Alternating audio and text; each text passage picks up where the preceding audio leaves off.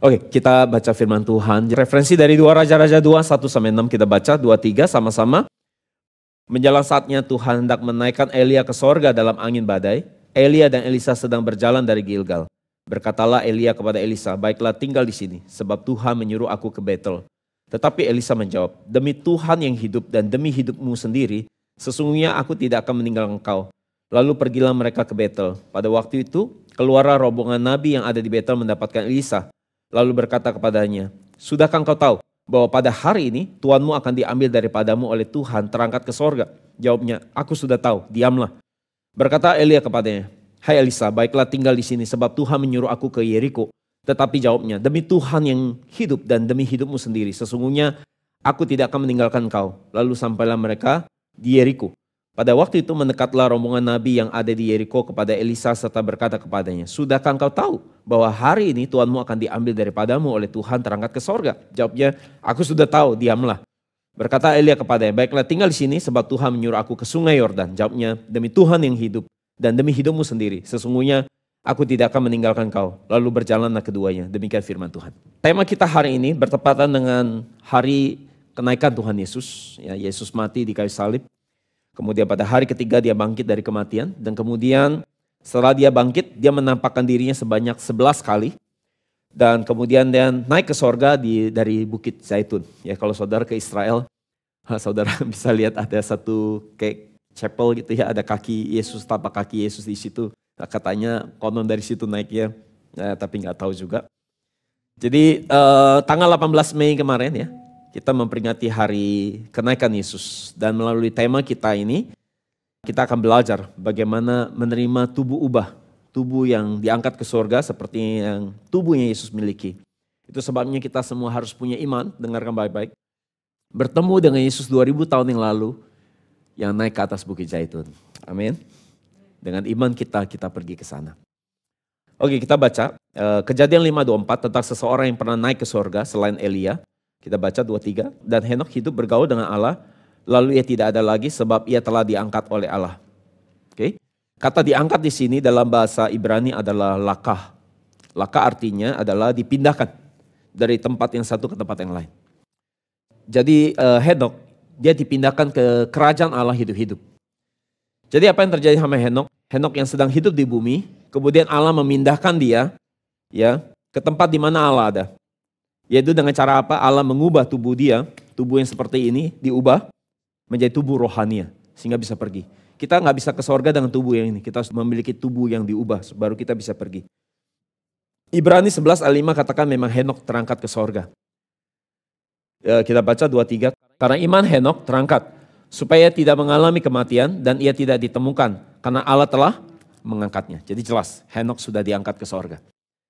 2000 tahun yang lalu Paulus menyampaikan firman kepada jemaat di Korintus mengenai kebangkitan orang mati dan yaitu kebangkitan tubuh di 1 Korintus 15. Dan di pengajaran dia, di kesimpulan akhir, dia bicara tentang tubuh ubah ini.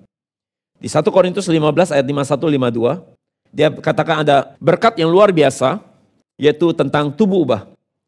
Yang kita kadang-kadang sering dengar dengan istilah rapture, betul? Kita sering dengar lagi istilahnya rapture. Dan kita baca saya bisa baca sendiri di 1 Korintus 15, 51-52. Yang di 52, dikatakan bahwa sebab nafiri akan berbunyi dan orang-orang mati akan dibangkitkan dalam keadaan yang tidak dapat binasa dan kita semua akan diubah. Jadi ungkapan orang mati dalam keadaan tidak binasa ini menunjuk kepada tubuh kebangkitan. Dan ungkapan kita semua akan diubah, kita semua akan diubah. Kata kita ini adalah orang-orang, perhatikan baik-baik. Siapa kita ini? Ini adalah orang-orang yang masih hidup. Sekali lagi, orang-orang masih hidup. Apa yang terjadi orang-orang masih hidup? Orang-orang hidup dan yang masih hidup itu akan diubah. Tapi orang-orang mati yang masih hidup akan ditinggalkan. Saya ngerti maksudnya? Jadi di Alkitab ada orang hidup, ada orang mati, walaupun masih hidup. Saya ngerti maksudnya?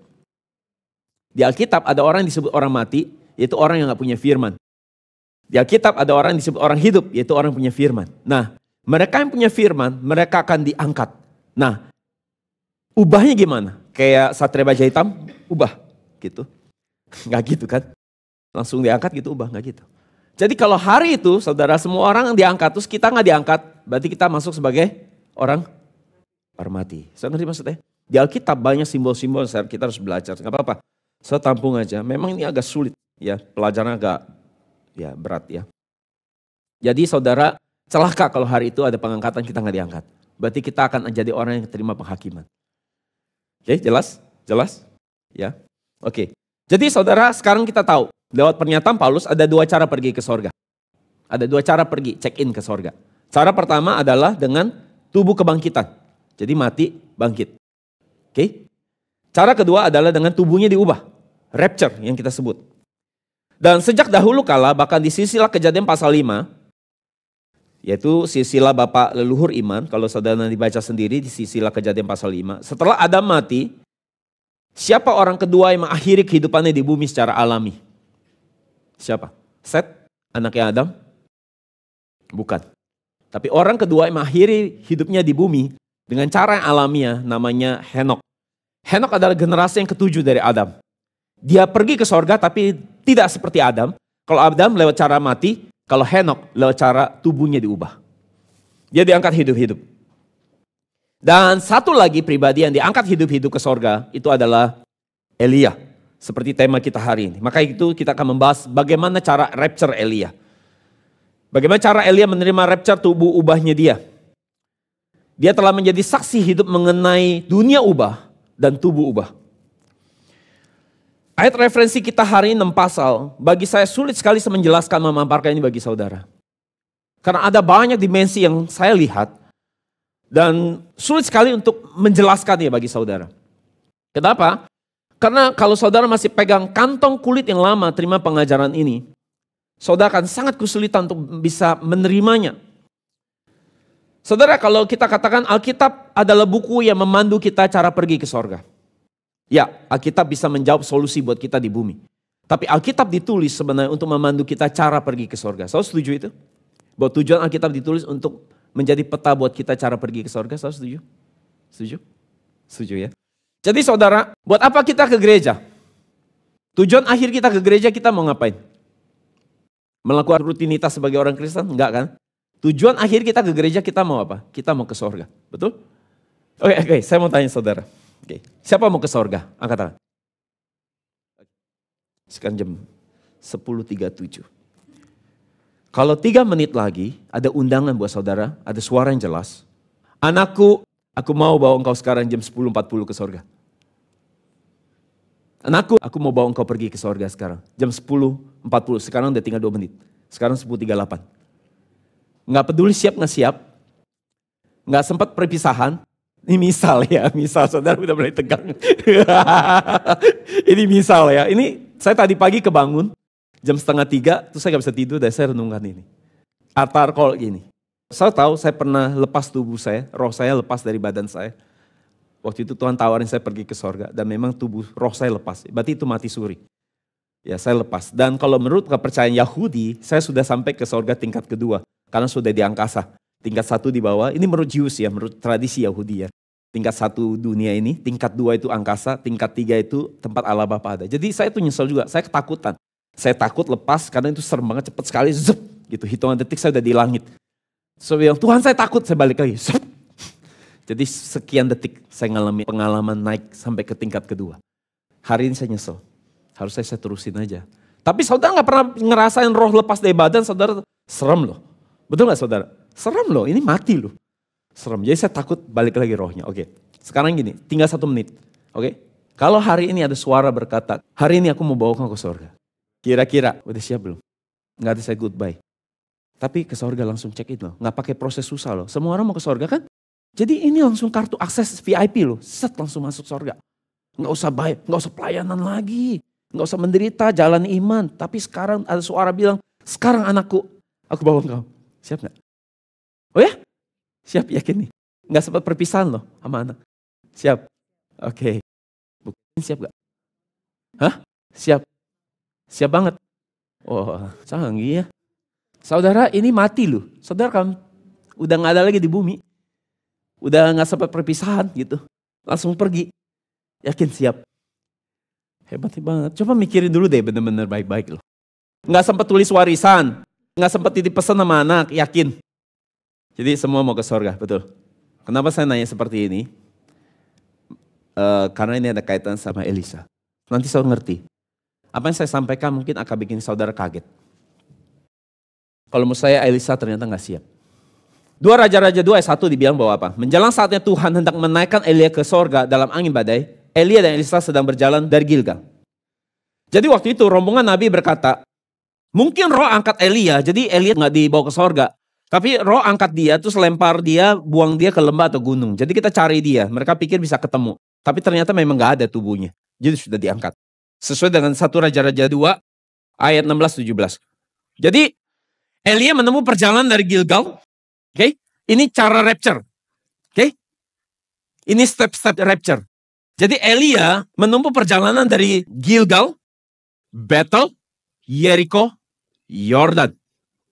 Ulangi. Gilgal, Bethel, Jericho, Yordan. Siapa yang mau rapture? Lewatin rute ini. Saudara pasti rapture. Keren kan? Saya pernah dengar firman kayak gini. Wah, ini keren banget ya. Sekarang rapture aja diajarin caranya. Asal saudara bisa lewati 4 tempat ini. Gilgal, Bethel, Jericho, Jordan, saudara pasti rapture. Itu sesuai dengan polanya Elia. Tetapi kita kalau nggak ngerti apa maksudnya 4 tempat ini, nggak bisa dibuka buat kita. Kita juga nggak ngerti apa maksudnya Gilgal, apa maksudnya Jericho, oke? Jadi itu sebabnya kita semua menggali, membukanya, expounded ya, menjabarkannya ya, menggalinya, baru kita bisa ngerti apa maksudnya Gilgal, Jericho, Bethel, dan Jordan. Oke, yang pertama sekarang kita lihat. Gilgal. 2 Raja-Raja 2 ayat 1b dibilang bahwa Elia dan Elisa sedang berjalan dari Gilgal. Jadi step pertama harus bisa lewatin Gilgal. Oke? Elisa dan rombongan Nabi sudah tahu bahwa Tuhan akan bawa Elia dengan cara mengubah Elia. Nabi senior ini. Dan di 2 Raja-Raja 2 ayat 3, ya, rombongan Nabi yang ada di Bethel nanya sama Elisa, kamu udah tahu belum bahwa Tuanmu ini akan dibawa ke sorga sama Tuhan? Terus Elisa jawab apa? Ya aku udah tahu, udah diam aja. Gitu kan? Jadi sebenarnya Elia mau diangkat ke sorga, semua orang udah tahu. Nabi-nabi sudah tahu semua. Udah bukan rahasia lagi. Jadi artinya mereka sudah belajar firman tentang tubuh ubah ini. Rombongan Nabi termasuk Elisa. Mereka udah belajar adanya tentang tubuh ubah yang dikatakan Paulus di 1 Korintus 15, 51, 52. Oke, paham? Jelas ya? Nah, kemudian Elisa ditanya sampai 2 kali loh saudara. Sama rombongan Nabi yang di Bethel maupun di Jericho. Kamu udah tahu belum bahwa Tuhanmu akan diangkat ke sorga, hidup-hidup. Terus dia bilang apa? Aku udah tahu, udah diem aja. Cerewet amat sih. Oke? Masalahnya saudara, kalau menurut saya waktu saya membaca dan merenungkan ini. Ya, ini bukan sekedar nanya, kamu udah tahu belum? Tapi sepertinya rombongan Nabi sedang ingatkan sama Elisa bahwa ini guru kamu bentar lagi mau pergi loh. Ya, jadi kalau dia pergi, kamu pastikan minta sesuatu yang tepat sebelum dia pergi. Tapi Elisa, ya, dia merasa dia tahu tentang tubuh ubah. Makanya dia bilang, udahlah diam aja, aku udah tahu. Tapi Elisa sebenarnya baru sampai ke sok tahu. Ya, dia belum benar-benar tahu sebenarnya. Hanya secara pengetahuan dia tahu. Dia nggak bisa melihat betapa pentingnya tubuh ubah ini sebenarnya. Maka hari ini kita juga mungkin sering dengar kata rapture, tapi belum tentu kita ngerti tentang rapture yang sesungguhnya sebenarnya. Mungkin baru sampai pengetahuan aja. Oleh sebab itu kita waktu dengar firman ini, kita harus punya kerinduan melebihi apapun juga. Oke, sekarang kita keselidiki tempat seperti apa Gilgal ini. Jadi waktu umat Israel, mereka Exodus keluar dari Mesir, jalan di padang gurun dan kemudian mereka masuk ke Kanaan. Ketika mereka masuk, apakah mereka langsung bisa memiliki tanah Kanaan itu? Langsung bisa terima tanah Kanaan walaupun Tuhan janji, tanah ini aku kasih sama kamu. Langsung terima? Enggak, oke. Nah, artinya mereka harus menaklukkannya lebih dahulu. Jelas? Maka baru bisa memilikinya. Jadi meskipun saudara sudah percaya Yesus, tapi kalau saudara tidak menaklukkan suku-suku Kanaan dalam hidup saudara, ya hal-hal dunia di dalam hidup saudara, saudara tidak bisa yang namanya melewati Gilgal. Jadi kalau kita sebut Gilgal adalah tempat pertama atau permulaan untuk umat Israel dari Exodus untuk memulai perjalanan menaklukkan tanah Kanaan. Jadi ini seperti markas besar. Markas besar untuk memulai pertempuran merebut tanah Kanaan. Oke? Yang kedua, kata Gilgal itu akar kata dari galal. Galal. Galal artinya menggelindingkan. Atau terguling jatuh, seperti roda yang menggelinding. Itu arti dari akar kata dari galal. Jadi apa arti rohanianya dengan kata menggelindingkan? Gilgal adalah tempat di mana aib, dosa, dan kejahatan dunia sudah harus digelindingkan di tempat ini. Yosua 5 ayat 9, kalau kita baca, dan berfirman Tuhan kepada Yosua, hari ini telah kuhapuskan celah Mesir itu daripadamu, itulah sebabnya nama tempat itu disebut apa? Gilgal sampai sekarang. Jadi celah dalam bahasa Ibrani adalah kerpah. Kerpah. Itu artinya celah, celaan, dan aib. Saudara pernah malu gak buat dosa saudara? Saudara pernah bikin dosa? Orang mau pergi ke surga yakin gak ada dosa, ini orang baik semua di sini. Saudara pernah bikin dosa? Saudara pernah malu gak sama dosa saudara? Pernah ya? Malunya sampai malu banget gak? Ada ya? Dosa yang saudara malu sekali. Lihat Tuhan itu malu, rasanya gak layak. Pernah gak ngalamin itu? Tiap kali ingat dosa itu, waktu ketemu di hadirat Tuhan saudara nangis. Saudara disadarkan oleh dosa yang saudara lakukan di masa lalu. Malu sekali. Nah kalau bisa malu sekali, itu baru namanya pertobatan sebenarnya. Malu sekali. Nah ini namanya aib. Aib dosa yang kita malu sekali di hadapan Tuhan. Dan Tuhan katakan hari ini, aib itu Tuhan gelindingkan hari ini. Tuhan buang jauh-jauh dari hidup saudara kalau saudara mau bertobat. Amin. Jadi aib apa yang Tuhan hapuskan? Waktu Tuhan bicara sama Yosua, aib apa yang Tuhan gelindingkan di dalam bangsa Israel? Ada dua aib yang Tuhan hapuskan. Aib yang pertama, itu ada aib 400 tahun mereka di Mesir sebagai budak. Aib yang kedua adalah aib 40 tahun di padang gurun. Ada apa 40 tahun di padang gurun? Di padang gurun kalau saya pelajari di Alkitab, saya bisa melihat mereka kerjanya cuma apa? Marah-marah, ngomel-ngomel, menggerutu, memberontak terhadap firman. Nggak bisa percaya firman dengan baik. Jadi bilangan 14 ayat 2 dan 23 dikatakan apa? Bersungguh-sungguhlah semua orang Israel kepada Musa dan Harun dan segenap umat itu berkata kepada mereka, sekiranya kami mati di tanah Mesir atau di padang gurun ini, pastilah tidak akan melihat negeri yang kujanjikan dengan bersumpah kepada nenek moyang mereka. Semua yang menista, aku tidak akan melihatnya. Jadi saudara, mereka yang hidupnya suka mengeluh, menggerutu, memberontak terhadap firman Tuhan, di mata Tuhan disebut sebagai orang yang menista Tuhan di sini. Orang seperti ini tidak akan pernah bisa melihat tanah Kanaan. Bagi kita hari ini Kanaan sorgawi. Hari ini kiranya celah Mesir, aib Mesir dihapuskan dari jemaat kudus NJM. Amin. Kalau kita lihat dari sudut pandang rencana penebusan Yesus atas dunia ini, Gilgal ini menggambarkan apa? Bahwa Gilgal adalah menggambarkan bahwa di kemudian hari, Yesus akan datang menanggung semua aib dosa umat manusia yang berdosa. Yoel 2 ayat 26 katakan, maka kamu akan makan banyak-banyak dan menjadi kenyang, dan kamu akan memuji-muji nama Tuhan Allahmu yang telah memperlakukan kamu dengan ajaib, dan umatku tidak akan menjadi malu lagi untuk selama-lamanya.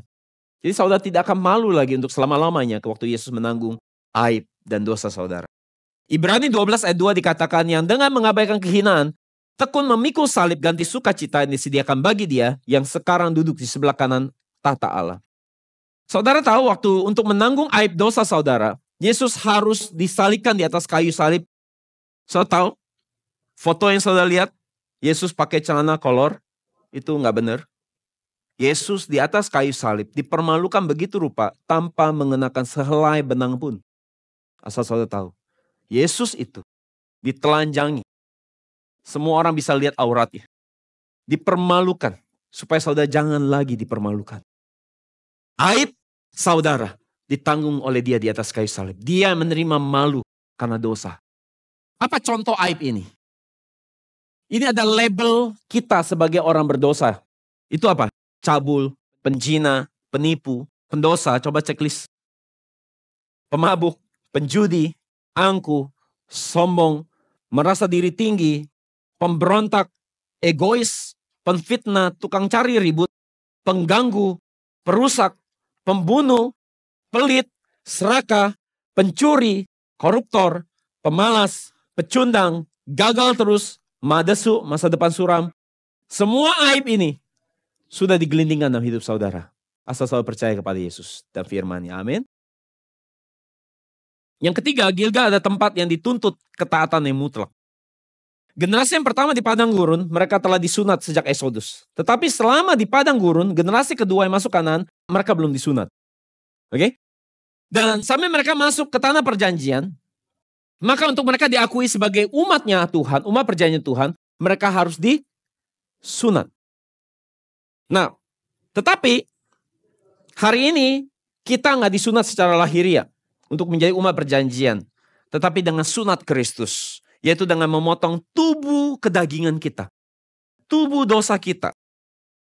Maka kita bisa jadi umat Allah. Kolose 2 ayat 11 katakan, dalam Dia kamu juga disunat. Bukan dengan sunat yang dilakukan oleh tangan manusia, tetapi dengan sunat yang dilakukan oleh Kristus. Yaitu dengan memotong apa? Tubuh kedagingan yang berdosa.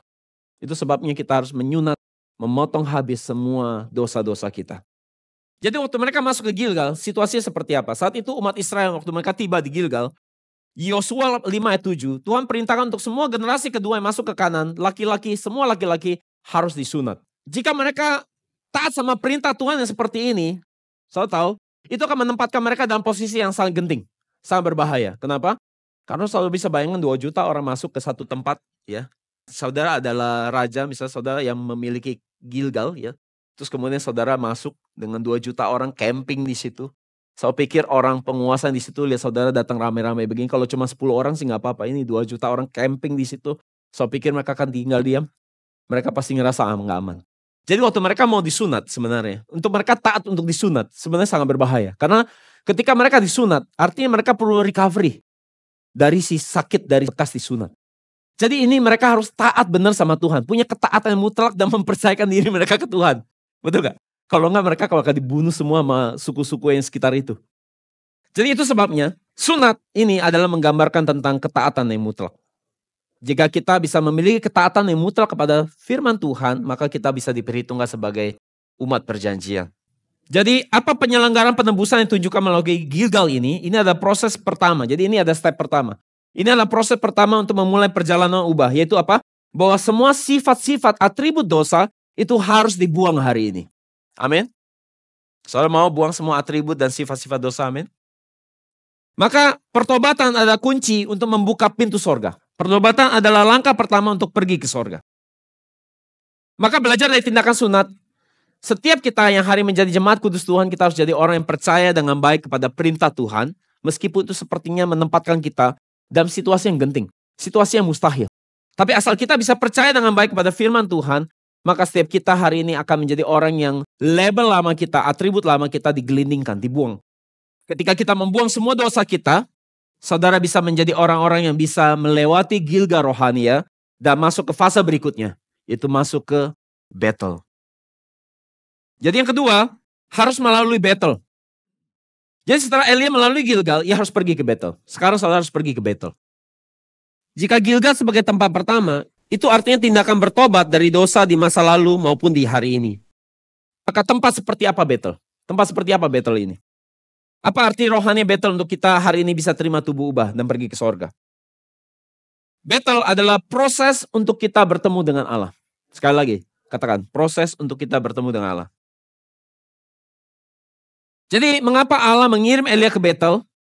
Kita bisa tahu dari nama Betel itu sendiri.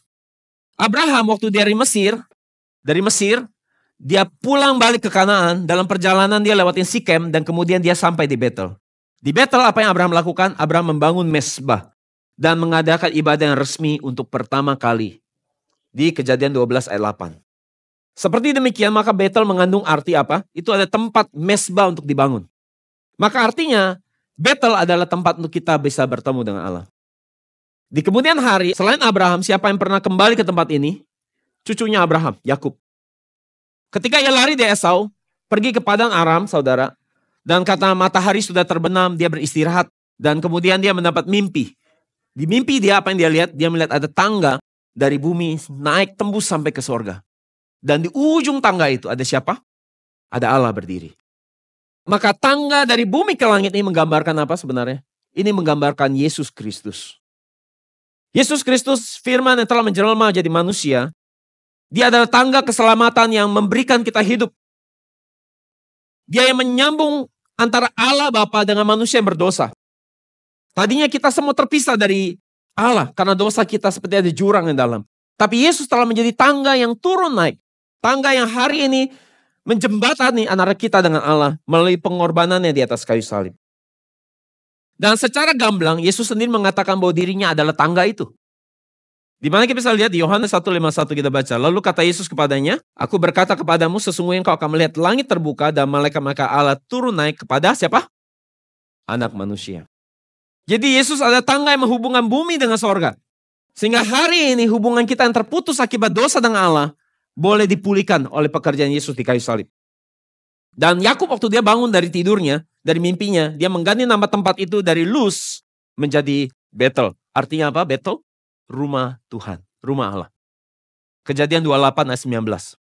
Jadi di Betel, Yakub mengalami perjumpaan dengan Allah yang mulia, Allah yang telah menjelma menjadi anak manusia, dan kita pun hari ini harus bertemu dengan Allah Bapa yang ada di ujung tangga itu, dengan melalui perjalanan kehidupan iman yang bertekun di dalam firman, doa, dan penyembahan. Amin.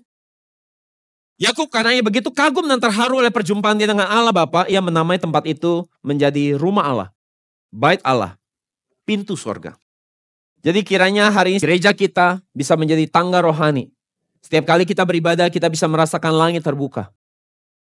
Ya, dan di ujung tangga itu kita bisa melihat Allah Bapa di surga sedang berdiri menyambut kita. Jadi setelah di Padan Aram, 20 tahun sudah berlalu dan Yakub hendak pulang ke kampung halamannya. Akan tetapi Yakub sempat tinggal di Sikem selama 10 tahun. Dan di Sikem ada banyak tragedi-tragedi yang terjadi. Anaknya Dina diperkosa di sana.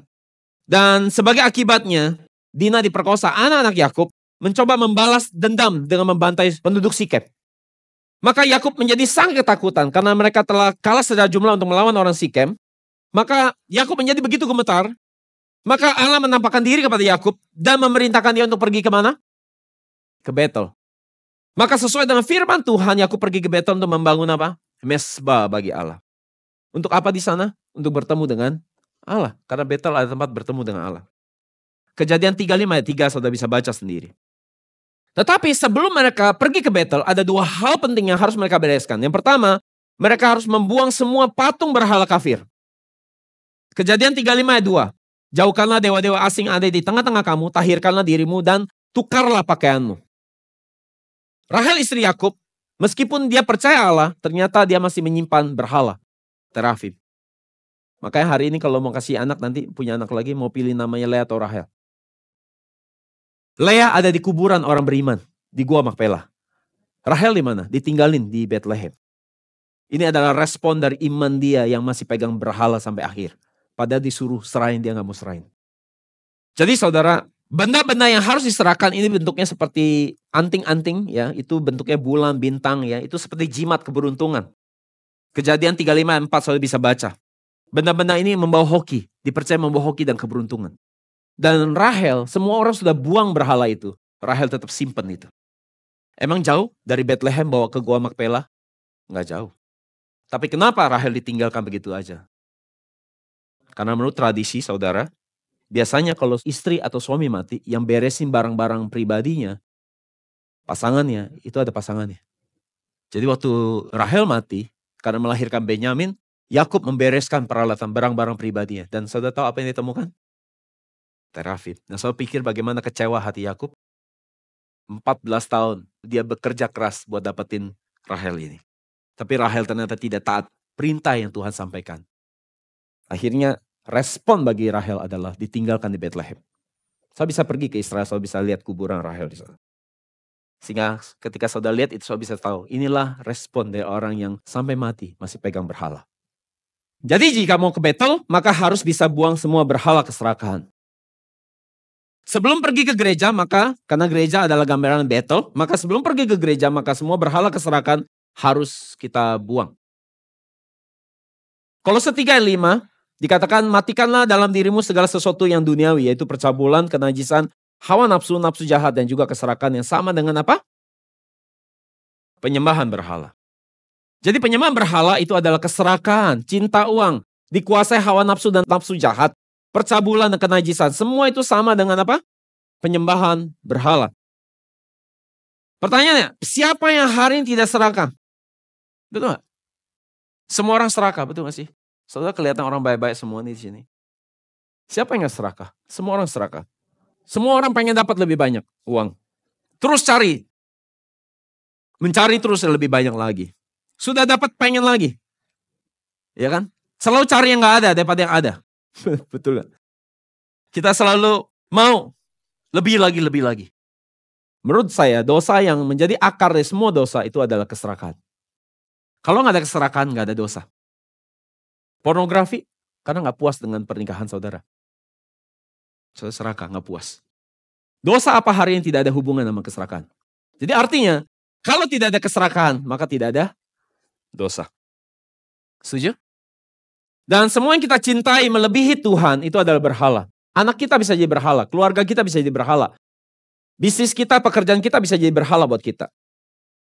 Segala sesuatu yang kita perjuangkan melebihi Tuhan itu adalah berhala. Jadi hari ini adakah hal yang lebih menguasai hati kita? Apakah hati kita dikuasai oleh uang? Haus pengakuan? Terikat dengan pornografi? Terikat dengan hal-hal lain?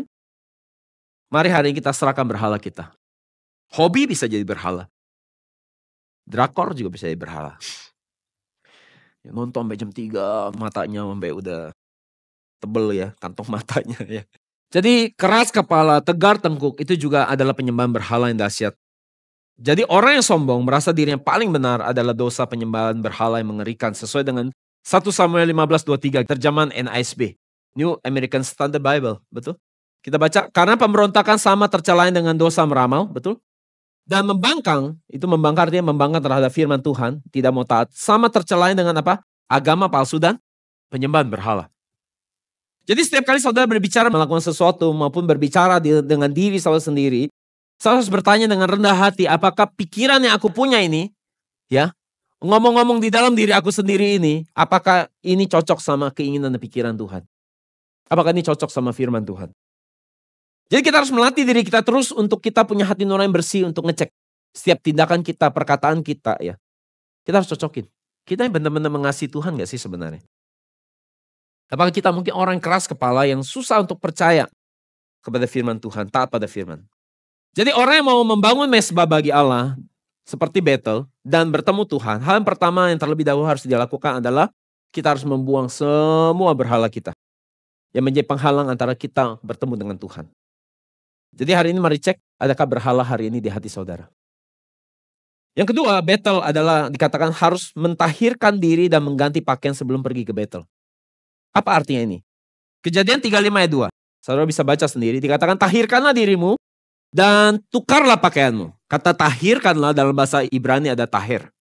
Tahir artinya menjadi bersih, murni, dan tidak tercemar. Dan kata ini bentuknya hitpail.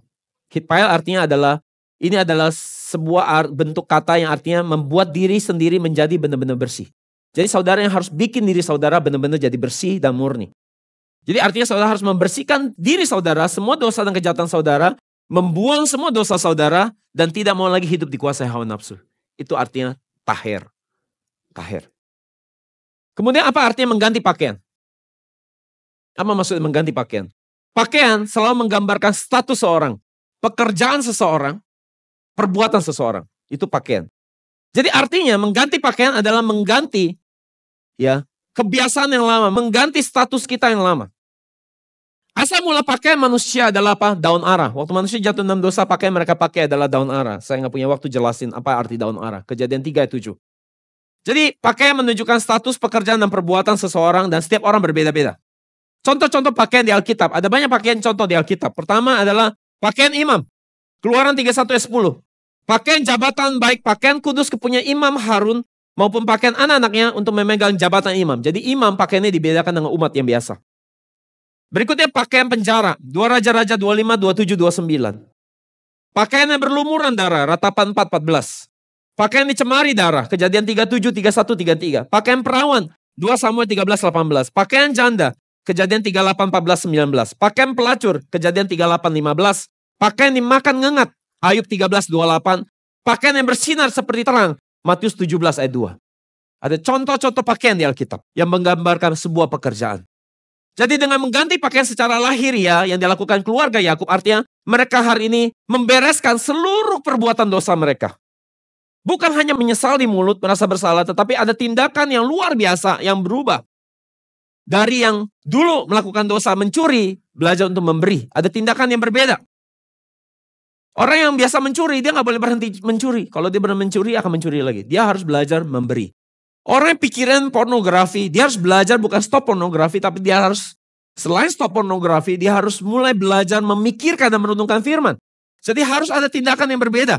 Dari yang sebelumnya, baru itu pertobatan. Tetapi saudara, kebanyakan orang, waktu mereka bilang mereka menyesal, mereka bertobat. Kadang-kadang pertobatan itu hanya tahan sekitar 1 minggu.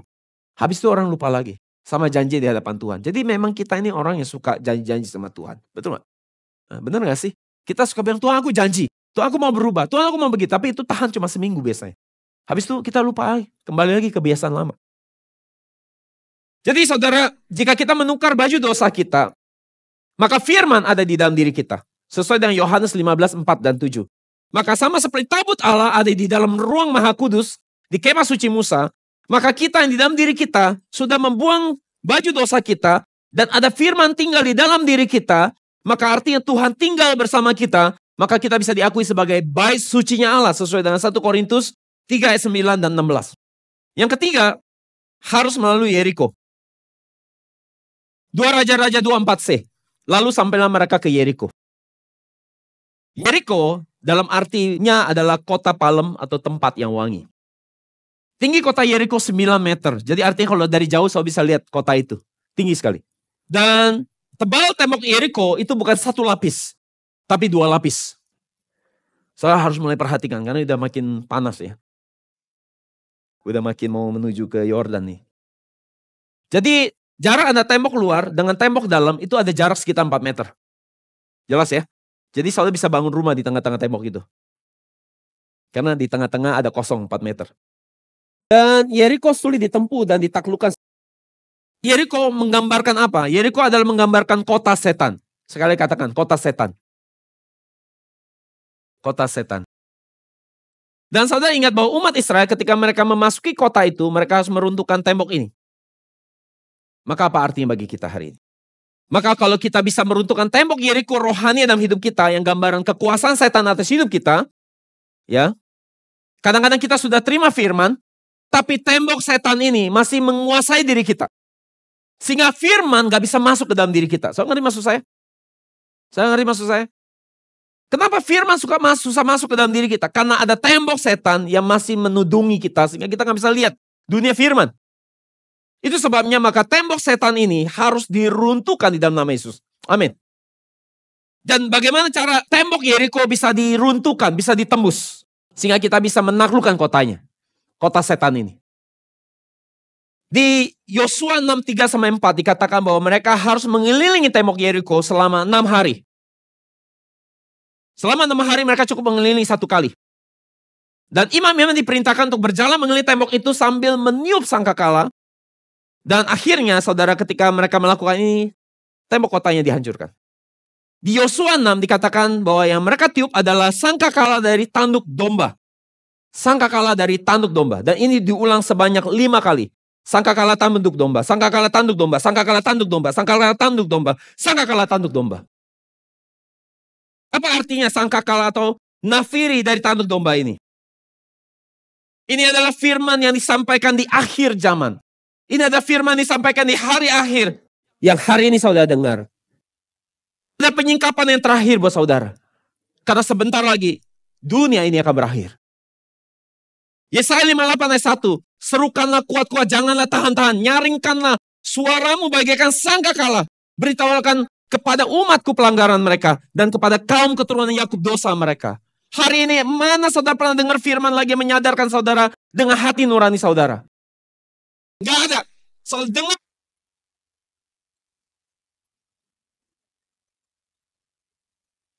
Ajakin orang lagi mengoreksi hati nurani. Dan hari yang ada firman yang terakhir. Sangkakala yang terakhir itu bukan seperti tiupan yang saudara bisa dengar di Rusia.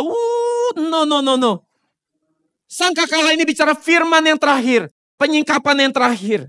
Saudara harus bisa dengar baik-baik sangkakala ini. yang memanggil saudara, menyadarkan saudara akan dosa saudara. Ini adalah sangkakala yang terakhir. Dan mereka diperintahkan untuk mengelilingi sehari 1 kali selama 6 hari. Dan apa yang bisa kita lihat bahwa dari sejak zaman Adam, 6.000 tahun yang lalu Adam hidup. Sampai hari ini kita beribadah detik ini. Cara Tuhan menyelamatkan umatnya sama dengan cara apa? Meniupkan sangkakala. Apa maksudnya meniupkan sangkakala ini? Artinya memproklamasikan firman. Hari ini sangkakala sedang ditiup. Apakah saudara bisa dengar? Apakah saudara terbangun dari dosa saudara? Atau saudara hanya dengar suara ngung. Saudara, saya kemarin ke mall, di tengah keramaian, saya berasa seperti ada ngung gitu. Saya nggak bisa nyatu sama dunia ini. Berisik. Orang ngomong hal-hal yang duniawi, saya nggak bisa dengar. Ngung doang. Nggak bisa masuk. Kalau dengar firman saya bisa masuk. Kalau dengar hal-hal duniawi, sukses, gimana jadi kaya, itu hanya seperti gaung yang berisik di kuping saya. Semoga saudara bisa lebih dengar tips bagaimana pergi ke sorga daripada tips jadi kaya di bumi. Karena kaya di bumi tidak selamanya kaya. Saudara mau dengar doa firman tentang sembuh, saudara habis sembuh nanti sakit lagi. Ada yang sembuh habis itu gak sakit lagi dan mati habis itu. Selama saudara belajar Alkitab hanya buat cari solusi di bumi, yang di bumi ini gak akan pernah beres. Percayalah. Ya mati aja masih nyusahin orang, saudara masih suruh orang angkut saudara. Itu aja masih nyusahin. Gak ada yang beres. Semua berulang. Saudara cari duit yang banyak, bulan depan harus cari lagi omset yang banyak. Terus aja begitu. Terus saudara berdoa minta Alkitab menjawab solusi yang seperti itu. Itu tidak menyelesaikan akar masalah. Akar masalah yang terbesar adalah bagaimana memastikan kita bisa pindah ke sorga. Itu akar masalah. Itu yang paling penting. Jadi sangkakala ini akan menyelamatkan kita dari penghakiman Tuhan. Api yang mengerikan itu. Ibrani 10:27, Yesaya 26 ayat 11. Jadi ketika umat Israel mengelilingi kota dengan cara yang sama meniupkan sangkakala, kita bisa lihat bahwa tidak ada cara yang berbeda. Tidak ada perubahan sedikit pun. Cara yang dipakai tetap sama. Hari 1, hari kedua, hari ketiga, dan seterusnya. Cara yang dipakai sama. Berkeliling, tiup sangkakala. Dan kalau kita lihat, waktu mereka berkeliling dan tiup sangkakala, tidak ada perubahan apa-apa di dalam temboknya. Temboknya tidak menjadi retak. Akan tetapi saudara, tanpa disadari pelan-pelan retaknya mulai terjadi dari dalam. Maka sama seperti peristiwa air diubah menjadi anggur. Perhatikan baik-baik, ini ada clue yang lain. Yesus perintahkan isi dengan air. Waktu tempayan diisi dengan air, tampak tidak ada perubahan apapun pada air. Dan ketika air itu sudah diisi sampai penuh, tiba-tiba air itu berubah menjadi anggur. Maka tempayan ini bicara hati saudara. Yang harus diisi bukan oleh keserakahan, oleh keinginan dunia, tetapi harus diisi dengan apa? Firman. Sehingga hati saudara yang tadi pahit seperti empedu, sesuai Kisah Rasul 8:23, akan berubah menjadi manis seperti madu. Sesuai dengan Mazmur 119 ayat 103. Jadi umat Israel diperintahkan Tuhan untuk tidak bersorak dan mengeluarkan suara selama 6 hari. Mereka harus bungkam. Apa artinya? Mereka harus bersandar kepada Tuhan untuk menyerahkan kedaulatan, kekuasaan itu kepada Tuhan dengan apa? Membungkam diri untuk tidak mengeluarkan suara. Jadi menarik sekali, Tuhan suruh mereka keliling, umat Israel gak boleh keluarin suara apapun. Sepi. Hanya suara tiupan sangkakala itu. Yosua 6 ayat 10 katakan demikian. Tetapi khusus hari ke-7 mereka harus bersorak-sorai. Jadi kita harus belajar jadi orang yang apa di sini? Kita harus jadi orang yang bisa belajar bungkam. Saya tahu di seminari, di biara-biara saudara, ada ritual namanya puasa bicara. Kadang-kadang kita kebanyakan bicara, kita harus belajar untuk diam. Puasa bicara. Jadi sampai mereka mengelilingi tembok, mereka diam. Artinya apa? Pasukan Allah yang mau berperang bagi Tuhan tidak suka gosip. Tidak suka membicarakan orang lain. Tidak kepo. Tidak menghakimi orang lain, tidak usil cari dosa orang lain, kelemahan orang lain. Urus aja dosa sendiri. Ciri panglima Allah adalah jika mereka susah, mereka bisa bungkam. Sekali lagi saya ulang, ciri panglima Allah adalah mereka yang bisa bungkam di dalam penderitaan. Mereka adalah orang yang dewasa yang dapat menguasai dirinya. Itu sebabnya kadang-kadang panglima Allah, karena dia bungkam, mungkin dia bisa ngerasa sepi di dalam hidup dia. Dia tidak mencari belas kasihan orang lain. Dia tidak ngeluh, saudara. Ada orang yang hari ini susah dikit ngeluh. Nggak enak dikit, nggak lancar dikit, marah-marah. Dipencet dikit udah nggak senang sama Tuhan. Tetapi orang yang dewasa, panglima Allah, mereka adalah memilih diam di dalam penderitaannya. Dan dia menjalani dengan tekun. Dan khusus hari ke-7, umat Israel diperintahkan untuk apa? Mengelilingi kota itu sebanyak berapa kali? 7 kali. Yosua 6:15 katakan demikian. Dan kalau kita memperhatikan dan teliti, ada cara lain yang Allah katakan di sini. Bahwa mereka harus berputar dengan apa? Dengan berpusatkan kepada tabut perjanjian. Waktu mereka berkeliling ini. Susunan barisan itu di Yosua 6:6-9 saya bisa lihat. Bahwa barisan yang pertama di depan adalah orang yang bersenjata. Yang barisan kedua adalah imam-imam memegang sangkakala dan tanduk domba. Barisan yang ketiga adalah mereka memikul tabut perjanjian. Dan barisan yang keempat menutup barisan itu yang mengikuti tabut perjanjian dari belakang. Jadi ada 4 urutan. Kalau saya lihat polanya seperti ini, artinya mereka berpusat kepada apa? Tabut Allah, tabut perjanjian. Jadi umat Israel mengelilingi kota Yeriko dengan berpusatkan kepada apa? Tabut perjanjian adalah gambaran firman Tuhan. Jadi mereka melakukan dengan sabar. Dengan bungkam. Hanya taat pada firman yang disampaikan gak boleh berisik. Diam. Menjalani dengan sabar dan percaya sama Tuhan. Jadi hari ini ketika saudara mengalami penderitaan dalam hidup saudara, saya harus belajar bungkam dan diam mengharapkan Tuhan bekerja. Itu maksudnya. Dan apa artinya 7 putaran ini? 7 putaran penuh ini. Ini artinya umat Israel menjalani kehidupan iman dengan ketaatan mutlak pada firman Tuhan. Jadi selama proses mengelilingi 6 putaran, mereka harus taat untuk belajar diam. Itu sebabnya kita harus jadi jemaat kudus yang mengelilingi kota Yeriko rohania kita dengan doa dan ketaatan pada firman. Amin. Sabar ya. Saudara emang lagi dicekokin terus. Suka gak suka, saudara harus pinter. Ya, jangan dengar firman murahan. Come on. Udah mau kiamat, saudara mau dinina boboin. Cup. Ya, dengar firman yang enak-enak terus di kuping. Gak bisa buat saudara bertahan di akhir zaman, saya kasih tahu. Firman ini yang bisa bikin saudara bertahan di akhir zaman. Kalau perang dunia ketiga, firman yang di luar gak akan bisa bikin saudara tahan. Saya kasih tahu, I'm telling you, this is the truth. I'm telling you. Saudara gak akan kuat. Kalau sekarang aja jalan hidup susah, jangan tahan, apalagi perang dunia ketiga. Wahyu katakan hari itu ada kesengsaraan yang sangat besar. Saudara harus jadi orang yang kuat lewatin ini. Jadi waktu umat Israel dengar tiupan sangkakala di hari ke-7, maka Yosua memberikan aba-aba untuk mereka berseru dan bersorak-sorai, dan bersama-sama saat itu di hari ke-7 tembok itu runtuh. Itu sebabnya hari ini kita harus menyambut dengan baik firman di hati kita. Memiliki hati yang bisa taat pada firman dengan sepenuhnya. Dan bagi orang demikian kita bisa mendengar suara tiupan sangkakala. Nafir yang terakhir, yaitu firman ubah ini. Suara nafir yang terakhir. Maka kota setan dan kejahatan hidup kita akan diruntuhkan. Amin. Yang terakhir kesimpulan. Nyeberangannya apa aja tadi? Harus lewatnya apa? Pertama apa? Gilgal, Betel, Yeriko. Yang keempat, harus melewati sungai Yordan. Jadi sungai Yordan ini harus dilewatin. Sungai Yordan harus dilewatin. Yordan dalam artinya adalah mengalir ke bawah, atau untuk turun, atau rendah. Maka dari Yeriko Tuhan perintahkan Elia harus nyeberangi sungai Yordan. Sesuai dengan 2 Raja-Raja 2, 6 dan 8. Saudara bisa baca sendiri. Jadi Yeriko ada proses iman menaklukkan dosa dan kejahatan. Menaklukkan kota setan. Maka Yordan menggambarkan tempat seperti apa? Yordan menggambarkan tempat untuk apa? Mengalahkan kuasa maut. Mengalahkan kuasa maut. Jadi kalau bisa sampai ke Yordan rohania, maka saudara sebagai orang beriman, saudara orang yang rendah hati, karena Yordan artinya rendah, maka saudara untuk mengalahkan kuasa maut, saudara harus jadi orang yang rendah hati. Seperti kata Yordan, rendah. Saudara harus memiliki kualifikasi menjadi orang yang rendah hati, baru saudara akan terima rapture seperti Elia. Di Mika 6 ayat 8 dikatakan bahwa syarat dan kualifikasi orang yang diubah apa? Kita baca, hai manusia telah diberitahukan kepadamu apa yang baik dan apa yang dituntut Tuhan daripadamu. Selain berlaku adil, mencintai kesetiaan dan hidup dengan apa? Rendah hati di hadapan Allahmu. Jadi syarat diubah, sambil berjalan bersama Tuhan, sambil taat pada firman Tuhan, saudara menjalani kehidupan iman yang rendah hati.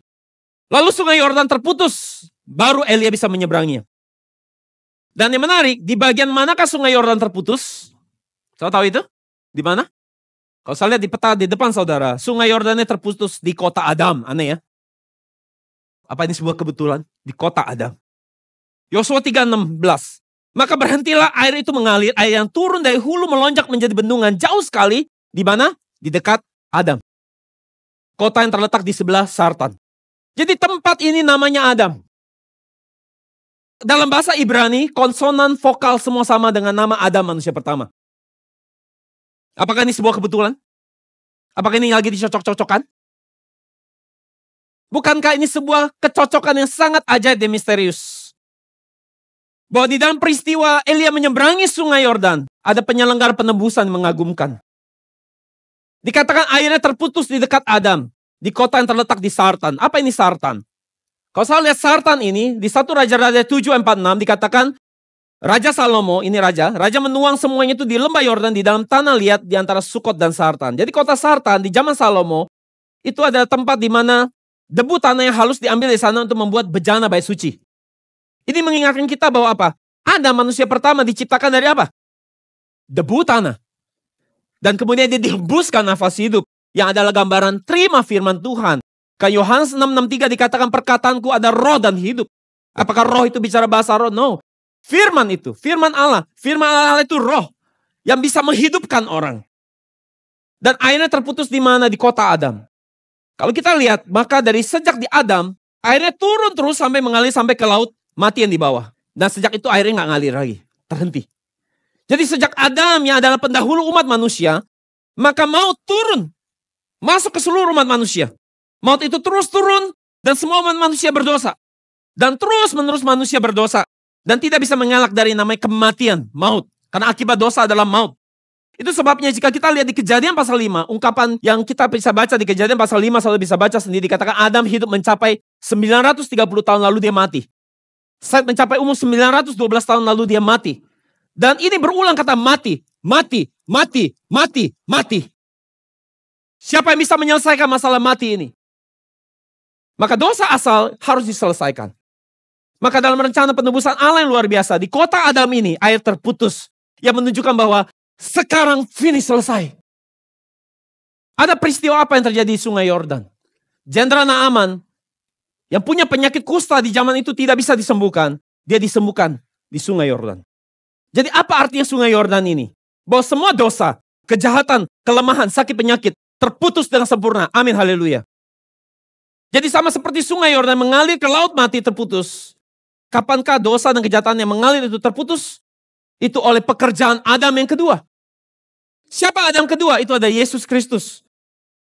Dan dia juga Adam yang terakhir. Jadi ini memperlihatkan bahwa penebusan Allah, bahwa dosa asal yang mengalir karena perbuatan Adam yang pertama, manusia pertama, akan terputus lewat pekerjaan roh yang menghidupkan dari Adam yang kedua, Adam yang terakhir. Dengan pekerjaan yang roh yang menghidupkan dari Adam yang terakhir ini, air sungai Yordan akan terputus dan maut akan ditaklukkan. Amin, haleluya. 1 Korintus 15:45 katakan demikian. Pada saat para imam-imam yang membawa tabut di zaman Yosua, mereka bawa tabut, ya.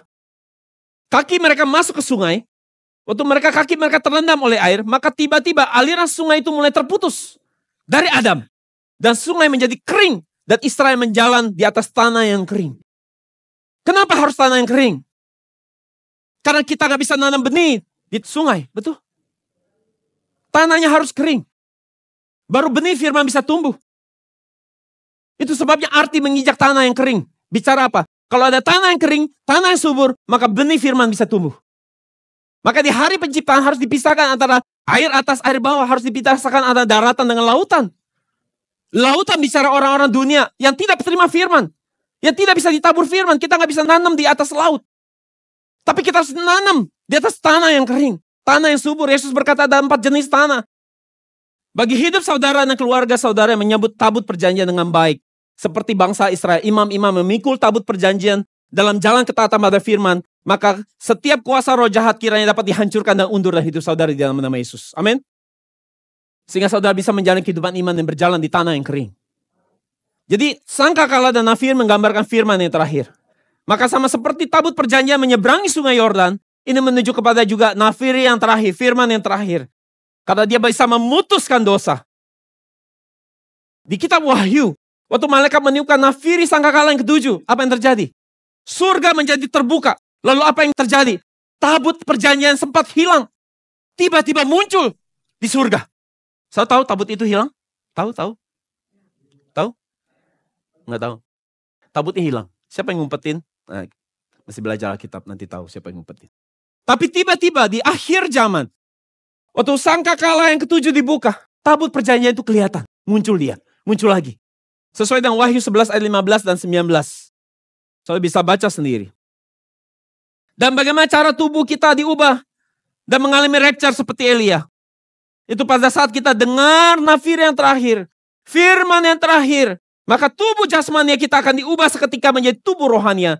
Dan kita yang percaya pada firman Yesus dengan baik di hati kita akan masuk surga dengan hidup-hidup. Amin, haleluya. Sesuai dengan 1 Tesalonika 4, 16, 17, 1 Korintus 15, 51, 53, Filipi 3, 21, 1 Yohanes 3 ayat 2. Ini referensinya, saudara bisa foto sendiri.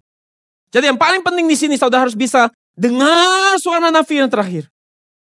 Dengar suara nafir itu, saudara bisa diubah. Itu ada firman yang terakhir. Bukan seperti fenomena alam yang saudara dengar selama ini. Firman terakhir ini bicara tentang firman ubah. Firman yang membuat saudara bisa menang, mengalahkan kuasa maut. Apa hidup kekal itu? Hidup yang tanpa mengalami mati. Jadi kalau saudara percaya pada firman dengan baik, dan kemudian saudara diubah, saudara gak pernah mengalami kematian, saudara kekal gak? Kekal. Saudara kekal. Saudara tidak mengalami kematian. Jadi hidup kita harus menyeberang. Jadi orang memikul tabut perjanjian seperti imam-imam menyeberangi sungai Yordan. Seperti Yesus katakan, siapa yang ikut aku, dia harus sangkal diri dan pikul salibnya. Lukas 9:23. Maka semua aliran dosa dan kematian akan terputus di dalam nama Yesus. Amin. Kata Yordan tadi berasal dari kata yarat. Yarat artinya turun, miring atau menjadi rendah. Keturunan Adam yang keenam bernama siapa? Yaret. Kejadian 5, 18, 19. Yaret di sini berasal dari kata yang sama, yarat. Apakah ini sebuah kebetulan? Dan apa hal yang luar biasa bahwa Yaret memperanakan Henok, keturunan yang ketujuh. Dan tidak susah ingat, 7 angka sempurna, Henok. Dan siapa Henok? Dia adalah manusia pertama terima tubuh ubah. Apakah ini sebuah kebetulan? Misteri ini. Jadi sebelum Elia sudah ada satu orang yang sudah diangkat hidup-hidup. Namanya siapa? Henok. Henok adalah prototipe pengharapan bagi kita bahwa ada tubuh ubah. Ada rapture yang sungguh-sungguh sudah pernah ada. Maka setelah melewati sungai Yordan, perjalanan berikutnya adalah masuk ke Kanaan. Maka jika kita bisa melewati sungai Yordan, kita bisa masuk ke Kanaan rohania kita, itu surga. Sejauh perjalanan yang panjang, saudara berpindah-pindah. 4 tempat ini, apa yang menjadi alasan utama bagi Elisa dengan dia terus mengikuti Elia? Nah ini bagian penting, hati-hati, saudara harus dengerin baik-baik. Ini yang mungkin saya agak susah jelasin sama saudara. Untuk dengar ini mungkin saudara harus buang kantong kulit yang lama. Apa alasan utama Elisa untuk terus ikut Elia? Apa yang dia harapkan? Apa yang harusnya menjadi harapan dia? Harapan dia harusnya cuma satu. Itu terima janji menerima hidup kekal, betul? Pergi ke sorga. Sesuai dengan 1 Yohanes 2:25. Inilah janji yang telah dijanjikannya sendiri kepada kita, itu apa? Hidup yang kekal. Maka Yordan ada pintu gerbang yang terakhir untuk pergi ke sorga. Yordan ada pintu gerbang yang terakhir untuk pergi ke sorga. Jadi ini adalah kesempatan yang terakhir untuk pergi ke sorga. Untuk terima hidup kekal. Sayangnya dalam perjalanan ini, Elisa yang mengikuti Elia 4 tempat ini, ikut terus. Kesempatan dia untuk pergi ke sorga, untuk terima hidup kekal, dia hilangkan kesempatan itu. Pikirannya berubah waktu sampai di tempat yang keempat. Ada peristiwa apa di tempat yang keempat di Yordan? Tepat sebelum Elia naik ke sorga, Elia membuat sebuah mujizat dengan spektakuler dengan membelah sungai Yordan itu dengan jubahnya. Dan Elisa menjadi tergoda dengan pakaian luar yang dipakai oleh Elia buat membelah sungai itu. Jadi saudara mungkin selama ini sering dengar khotbah tentang double portion. Saya tahu saudara puluhan tahun jadi Kristen dengar khotbah itu seperti sesuatu yang sangat baik. Tetapi mungkin hari ini kita harus membuka diri buat mungkin ada persepsi yang mungkin perlu dikoreksi di sini. Tadi malam saya bergumul dengan firman ini. Saudara tahu setiap kali saya nyiapin firman, saudara tahu. Mungkin saudara tidak bisa melihat firman ini dengan segitu luar biasa. Saya harus makan ini firman, merenungkan bermalam-malam buat diri saya. Mungkin saudara lihatnya angle-nya di bawah. Tapi saudara harus lihat angle yang lebih tinggi memahami ini. Jadi saudara pelan-pelan cerna ini. Kalau saudara mau pegang yang lama, silakan go ahead. Tapi coba buka hati, dengarkan angle yang baru ini. Dari perspektif yang lebih tinggi lagi. Saudara, Elia, apa yang diharapkan kepada si Elisa? Jadi bagi Elia, bapak rohani Elisa, waktu ditanya, apa yang kau mau dariku? 2 Raja-Raja 2 ayat 9. Kira-kira kalau saudara mentornya, saudara Elia, mentor Elisa, apa yang kamu saudara harapkan untuk Elisa jawab? Aku mau ikut ke sorga. Aku mau ikut ke sorga. Makanya tadi saya mulai dengan pertanyaan, saudara mau ke sorga? Yakin? Karena Elisa ternyata gak mau pergi ke sorga. Apa yang bikin dia gak mau pergi ke sorga? Jubah itu, urapan itu, kuasa itu, bikin dia gak mau ke sorga. Tetapi apa yang didengar oleh Elia? Double portion. Double portion. Itu sebabnya Elia berkata apa? Yang kau minta ini sulit. Sukar. 2 Raja-Raja 2 ayat 10. Sukar dalam bahasa Ibrani adalah kasyah. Artinya itu adalah sulit, ganas, keras kepala, parah, membebani. Ini menjadi beban. Mengapa ini jadi beban? Karena permintaan ini, kalau tidak bisa jaga hati dengan baik, itu tidak baik buat yang memilikinya. Mengapa ia meminta ini? Itu setelah melihat jubah yang bisa membelah sungai. Urapan 2 kali lipat. Ia bisa melihat bagaimana kuasa yang begitu spektakuler. Keinginannya berubah. Dari mau pergi ke sorga. Berubah lihat kuasa itu. Di sungai Yordan, pintu gerbang yang terakhir ke sorga. Ini adalah godaan yang sangat berat bagi Elisa. Dalam hidup kita, saudara dengar baik-baik. Mungkin sedikit lagi kita sudah di pintu sorga. Tapi ada hal lain yang lebih kita cintai. Mungkin bisa membuat kita terhambat untuk pergi ke sorga. Karena ternyata kita lebih menginginkan yang pasti-pasti di bumi. Daripada pergi ke sorga beneran. Makanya tadi saya tanya saudara, saudara benar mau ke sorga? Karena ternyata Elisa pun tidak ingin pergi ke sorga. Dia ingin mujizat dan kuasa. Apakah kita lebih cinta mujizat melebihi keinginan untuk ke sorga? Dan akhirnya perjalanan kita mungkin sampai di Yordan. Tidak bisa naik ke sorga. Mungkin saudara bisa bilang, tapi kan Tuhan pernah nubuatkan di 1 Raja-Raja 19 bahwa Elisa akan gantiin Elia. Betul? Tapi kalau saudara ingat, di saat itu ada banyak rombongan nabi loh. Itu sebabnya kamu udah tahu bahwa dia mau pergi. Jadi tanya, minta yang baik, minta yang tepat. Ya, Tuhan nubuatin Elisa menggantikan Elia di 1 Raja 19. Tetapi memang Tuhan gak bisa pakai orang lain.